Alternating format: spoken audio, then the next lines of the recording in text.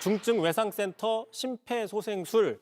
최근에 드라마 중증외상센터 상당히 인기가 있었죠. 자, 그런데 이제 국내 최초의 중증외상 전문의를 키워내는 고대 구로병원의 수련센터가 올해 정부 예산안이 전부 삭감이 돼서 이 문제를 가지고 정치권에서 공방이 벌어진 적이 있습니다. 자, 오세훈 서울시장이 최근에 이런 얘기를 했습니다. 국회에서 지난해 예산 심사 과정에서 9억 예산이 전액 삭감돼서 서울시가 긴급 자금을 투입했다고 하면서 마치 야당 탓인 것처럼 주장을 했습니다. 네. 자, 그러자 박주민 의원이 곧바로 아니 복지부는 책정했다가 기재부가 삭감을 한 것이고 민주당이 이걸 다시 살려줬다. 하지만 정부 여당이 증액 협상에 나서지 않아서 결국 반영되지 않았다라고 얘기를 한 겁니다.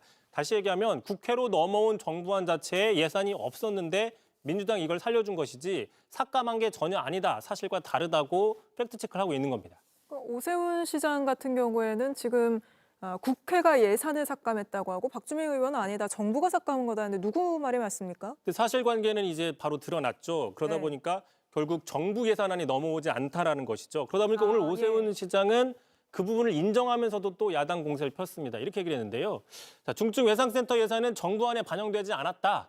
아까 박주민 의원이 말한 대로요. 네. 복지위에서 여야 합의로 증액을 했다. 다만 민주당이 예결위 본회의를 거치면서 여야 합의 없이 감액 예산안을 일방 처리하는 예산 폭주를 저질렀기 때문에 최종적으로 9억 예산이 삭감됐다고 또 야당 탓을 한 겁니다. 네. 자, 그러자 박주민 의원도 또 가만히 있지 않았습니다. 자신의 SNS에 앞서서 언제는 예산 삭감했다고 하더니 이번에는 여야 합의로 증액됐다고 이미 본인도 인정하지 않느냐.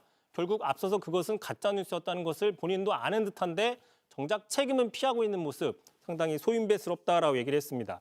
자, 그러면서 애초에는 12월 10일 날 여야가 합의해서 증액 예산을 처리하려고 했는데 못했다. 왜 그러느냐? 바로 그 전이었죠. 일주일 전에 12월 3일 비상 계엄 때문이었다라고 비판을 한 겁니다. 예산도 비상계엄 탓을 또 받았군요. 알겠습니다. 오늘 여기까지 들어보겠습니다. 이성대 기자였습니다.